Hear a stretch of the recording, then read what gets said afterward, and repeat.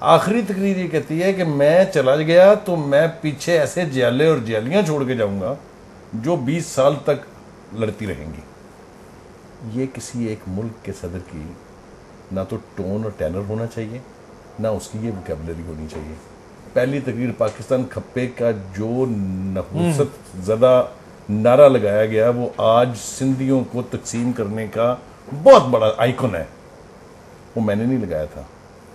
असल में तकलीफ मीडिया से ये है, मैं वापस जा रहा हूँ उस बात पे, अगर ये मीडिया वाइब्रेंट नहीं होता, इंडिपेंडेंट नहीं होता, तो किसी को पाकिस्तान में नहीं पता चलता कि जरदारी साहब ने और हुसैन हक्कानी साहब ने वो कैरी लूगर के अंदर क्या क्या शिकें जो हैं वो दाखिल करवाई हैं। ठीक है, उससे बड़ी मैं समझता हूँ मुल्क दुश्मनी कोई और हो नहीं सकती। किसी को ये पता नहीं चलता कि नवाज शरीफ साहब ने भी टिकटें दी हैं उन बंदों को जिनकी डिग्रियां जाली थी, वो चाहे हम ख्याल ग्रुप से हो या किसी से भी हो। ठीक है, ये हुस्न है इंडिपेंडेंट मीडिया का। देखिए, हमें आराम से कह दिया जाता है कि मीडिया तो वॉच डॉग है, हमें आप कुत्ता तो करार दे रहे हैं, फिर भौंकने भी देना।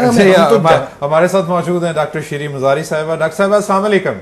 डॉक्टर साहिबा, ये फरमाइए कि जाली डिग्रियों का मसला हो या दूसरा मसला हो, क्या आप समझते हैं कि सियासतदानों को जानबूझ के मलाइन किया जा रहा है? नहीं, मेरा ख्याल में अगर हमारे इलेक्टेड लीडर्स की हरकतें ही ऐसी है तो एक्सपोज तो करना चाहिए ना। मलाइन को हम कर सकते हैं, अगर डिग्री जाली है तो जाली है, अगर नहीं है तो फिर प्रूफ कर देंगे जेन्युइन है, तो इसमें मलाइन की तो बात ही नहीं आती। डॉक्टर साहब, बाज लोग ये कह रहे हैं कि हो सकता है इससे जमहूरियत को खतरा लाहक हो जाए। जिस तरह की कैंपेन चलाई जा रही है, जिस तरह की बात की जा रही है, इससे जमहूरियत को खतरात लाहक हो सकते हैं। नहीं तो फिर आप क्या ये कहना चाह रहे हैं कि आप जो ये फ्रॉड है और फौजरी है, जो कि कॉन्स्टिट्यूशन भी इसको कहता है कि गलत है और क्राइम है, इसकी पेनल्टी होनी चाहिए, तो ये सब हम इग्नोर करें? ये तो कोई जमहूरियत ना हुई ना कि जिसमें फौजरी के जरिए से लोग इलेक्ट होके आए हैं। डॉक्टर साहब, जो टेम्परेचर हाई हुआ है सियासत का, खासतौर पे वजीर कानून साहब की स्पीच देख लें या नवाज शरीफ साहब की स्पीच देख लें, और जैसे असलीम बुखारी साहब ने कहा है कि ये रद्द अमल है उस तकरीर का जो नडेरों में हुई है, तो क्या कोई नया सेटअप आने जा रहा है या गर्मी क्यों पैदा हुई है अचानक ये सारी? मेरे ख्याल में इश्यूज हीटअप हो रहे हैं, क्योंकि इश्यूज वाकई इस किस्म के हैं जो कि हमें इफेक्ट करते हैं, और हीटअप तो होंगे। ये जिस लेवल पे ये फेक डिग्रीज का जैसे कि मामला चला गया, ये 1-2 डिग्रीज की बात नहीं है, ये तो थोक के हिसाब से है। और अगर फौजरी डिग्रीज पे हो रही तो पता नहीं और क्या क्या फ्रॉड करके हमारे इलेक्टेड लोग आए। तो क्या आप देख रही हैं कि मिड टर्म इंतखाबात हो सकते हैं इन तमाम मामला को देखते? क्या कह रहे हैं? मिड टर्म इंतखाबात की तरफ तो नहीं जा रहे हम लोग? ये तो मुझे पता नहीं, लेकिन अगर है भी मिड टर्म इलेक्शन हो भी जाते हैं, ये भी तो डेमोक्रेसी और जमहूरियत का हिस्सा है ना। बिल्कुल ठीक, होते हैं तो होने से इसमें क्या है। बहुत शुक्रिया डॉक्टर साहब हमारे साथ रहने का। जी सलमान साहब, बात आप जो कह रहे हैं ना मिड टर्म इलेक्शन, दुरुस्त का है डॉक्टर साहब, डेमोक्रेसी है, लेकिन मैं आपको बताऊं कि मिड टर्म इलेक्शन नहीं होने जा रहा है। बात यह कि ये चैलेंज है सारी सूरत हाल इस मुंतखब हुकूमत के लिए, ये लम्हा फिक्रिया है पाकिस्तान की सियासतदानों के लिए।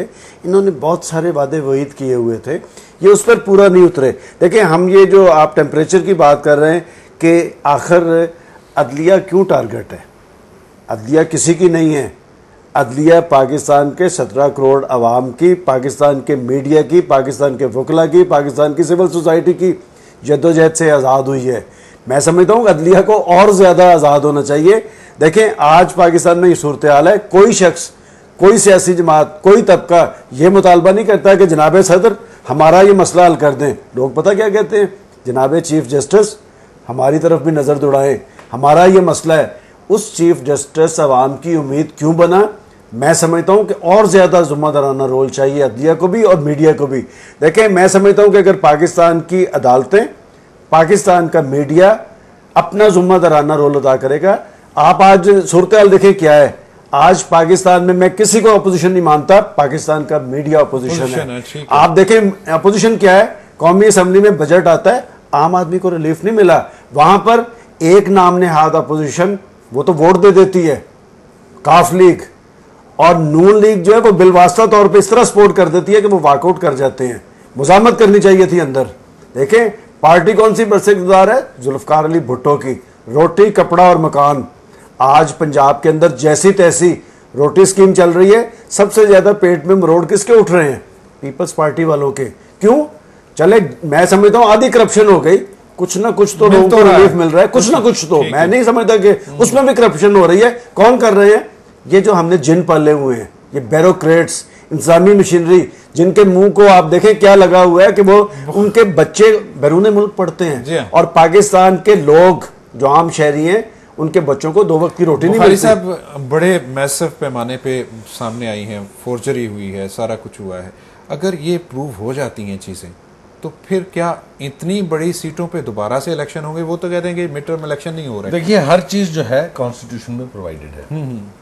अगर सीटें खाली होती हैं उसके लिए ज़िमनी इंतखाब का ऑप्शन है, अगर एन ब्लॉक होती हैं तो उसके लिए मिड टर्म इलेक्शन का, ये सब कॉन्स्टिट्यूशन में प्रोवाइडेड है।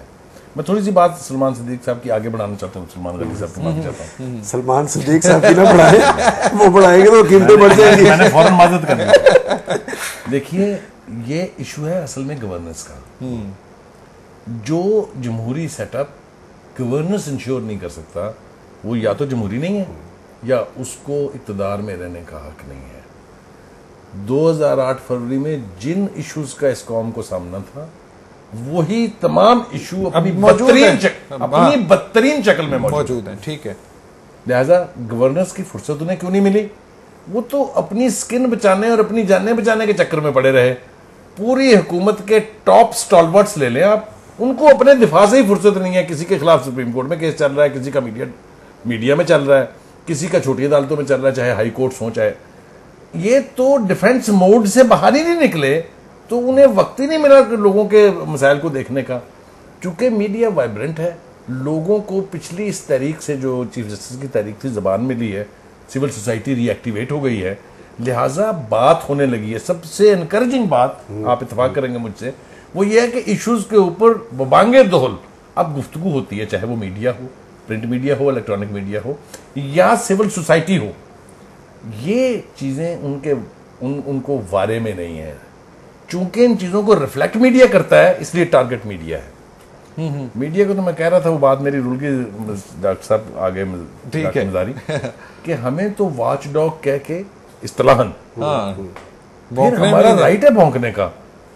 देखिए 4 पिलर हैं मॉडर्न थ्योरी में स्टेट्स के, 3 नहीं है। ठीक है, ये हमारे हुक्मरान जो हैं दे आर हुडविंकिंग पीपल।